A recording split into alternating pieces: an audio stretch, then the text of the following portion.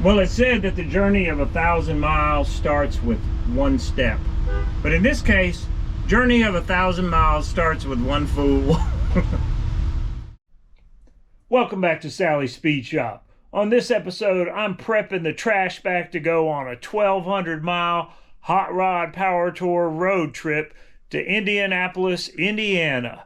Will it make it? That's anyone's guess. Will we survive? Well, let's hope so. Follow along and let's see if we can do this without dying. A few things we need to do to it. One requirement is that I put an electric fan on here because it does not stay cool sitting in traffic. Got a painless fan controller. Also, currently we only have lap belts in here and we need to upgrade that. I would like to do a Shelby drop. There's probably not going to be time for that. Need to put this Willwood master cylinder on it because currently I don't think the rear brakes are working. Do want to put some sweet patina on it because we wouldn't want it to rust. And then I got these seats off Facebook Marketplace. They're out of, I believe, a Volkswagen. So yeah, we're going to have Volkswagen seats in a Ford Mustang. I'm calling it Ford Fignugan. Yeah, it works. Of course, we have Blake Skelton keeping an eye on things. Keeping two eyes on things. What's up, Blake? And he's repping Faith Family Cars. They sell merch now. Check it out. Nice t-shirt. Probably too nice for a dead man. But hey, if you're following Jesus, you're not a dead man. He brings the dead back to life. So, as mentioned, the first order of business is to get this electric fan put on here. Let's get cracking. As you can see, we currently have just a 4-blade mechanical fan. So I'm going to pull that spacer off, pull that fan off. I have some short bolts already. So then we'll just have the pulley on the front of the water pump. I do want to paint the water pump. Then I've got to put the sending unit right here on the thermostat housing. We do have a temperature sensor here for a temperature gauge, but I don't want to mess with that. Got the fan pulled off, and now I'm going to paint this rusty water pump. It is actually a new water pump that we put on last year when we attempted to take this car on the Hot Rod Power Tour. So we're going to shoot a little paint on here because under the hood, the car looks pretty good. I don't have any silver paint, and I don't have engine enamel, so I'm going to be using some satin black Krylon Fusion. It will definitely dress it up. It looks a lot better than rust because, you know, we wouldn't want any rust on the car. Oh yeah, it looks much better. I don't know what the factory color is. If it was blue, if it was silver, but obviously factory is not a concern of mine. I think factory was blue, but it'll be all right. One concern is when I'm drilling these holes is that I'm going to actually puncture the radiator. I've marked where the last passage is, here where this black line is. So you have all these passages, and then these are cooling fins in between, but all these verticals are passages where the coolant flows. I just have to make sure I'm drilling outside that last passage so I don't pop a hole in this nice new Griffin radiator. Well, I say new. It's a year old now, but it's only got a couple 100 miles on this car since I put it in.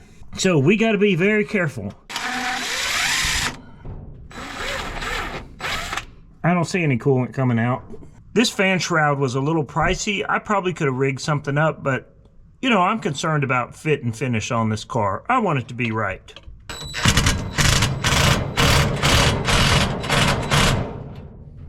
Got the shroud on there. Also put the pulley back on with some short bolts. Of course, the fan is gone and the extension. Silver would have looked better, but it looks better than rust. Got the fan on. I'm done for the night. Next up tomorrow is to do the wiring for it. It will be Tuesday and we're leaving on Friday. I hate that things kind of got put to the last minute. That's the way it goes oftentimes, especially with me. As I mentioned, the only thing that is required for doing this trip is to do this cooling fan. Beyond that, we could drive it as is. It's another day and I am working on draining the coolant and pulling this plug out of the thermostat housing. I'm going to be replacing it with this sending unit.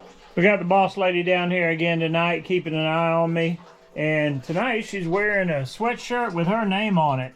And, you know, she probably needs to do that because she might forget her name and people would be able to find her home from that sweatshirt right there. Maybe we need to put a collar on her with a tag with her name on it and a phone number. This plug takes a 5/16 Allen wrench, and all I got is short arm Allen wrenches, so I made me a little cheater here.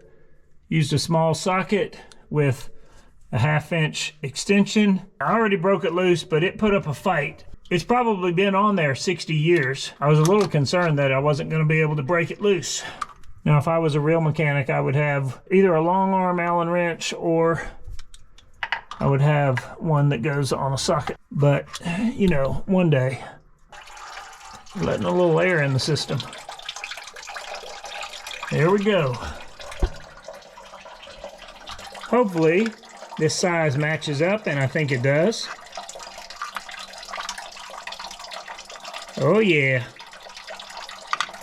We're using a painless thermostat controller, on at 185, off at 175. Part number 30103. And then you have the wiring that came with it.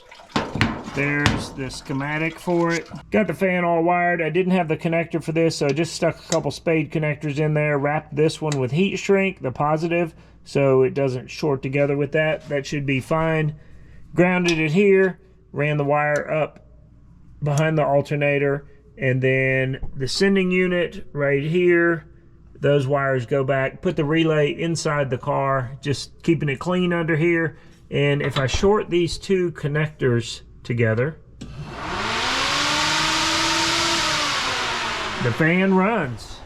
And no, that does not sound like a 65 Mustang, but I don't care. The main thing is it's keeping the engine cool. And I wired it to a constant hot so that even after the car is shut off, the fan will keep running until it drops to below 175 on that sending unit. You a lot of times hear cars doing that after they're shut off, and that's a good thing because it will keep forcing air out from under the engine compartment on hot days to bring the temperature down. Heat kills engines, so the more you can keep it cool, that's a good thing. One thing I'm doing before we leave is to align this car. Has been towed, looks like towed in because the wear is on the outside.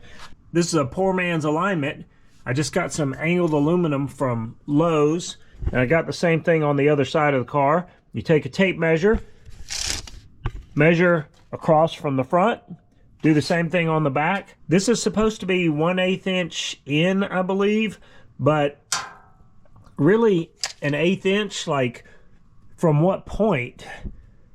Because it could change. An 1/8 inch when you're 8 feet out is not much, but an 1/8 inch when you're very close is a lot. So I'm just gonna set it at 0 and roll with it. I'm getting 66 across the front, and on the back I'm at about 66 1/8. I'm just gonna even it up. I have these locking bolts loosened up now, so it's towed in a little bit. So that means I need to draw this in the back because it's rear steer, and that's going to make the wheels point out more in the front instead of being pigeon-toed. I got this funky monkey wrench. It's at a little bit of an angle.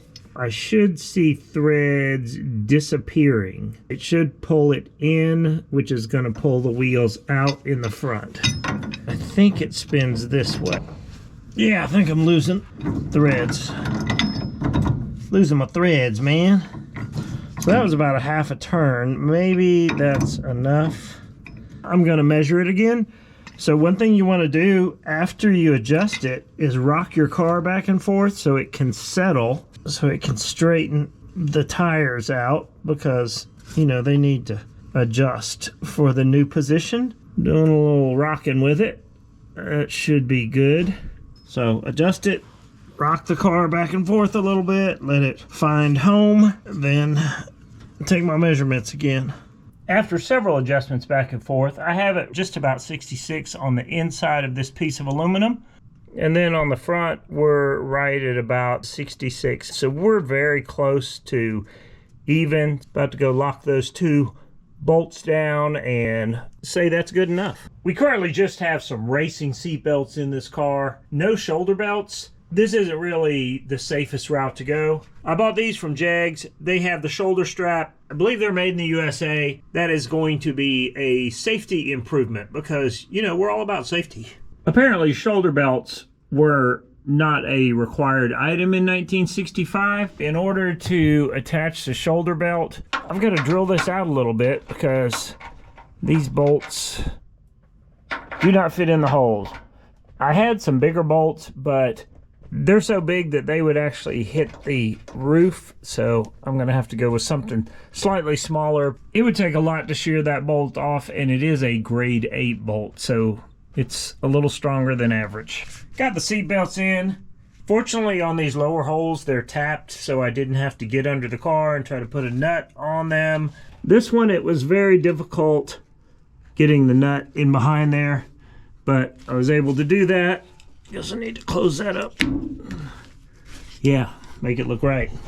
And then the spool, I mounted it here. There was already a hole on each side, and it's through 2 layers of metal, so I thought that was a good spot for it. About to put the driver's side in there, and down there. Already put the receiver in, so almost done.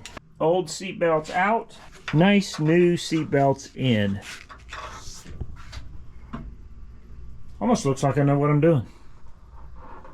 We keep our battery in the back seat floorboard on the passenger side. And if you look at that floorboard, it's pretty sketchy, right?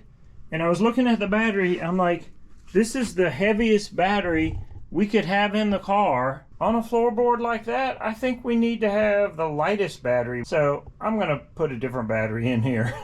We don't want to lose the battery going down the road. Well, it said that the journey of 1,000 miles starts with 1 step. But in this case, journey of 1,000 miles starts with 1 fool.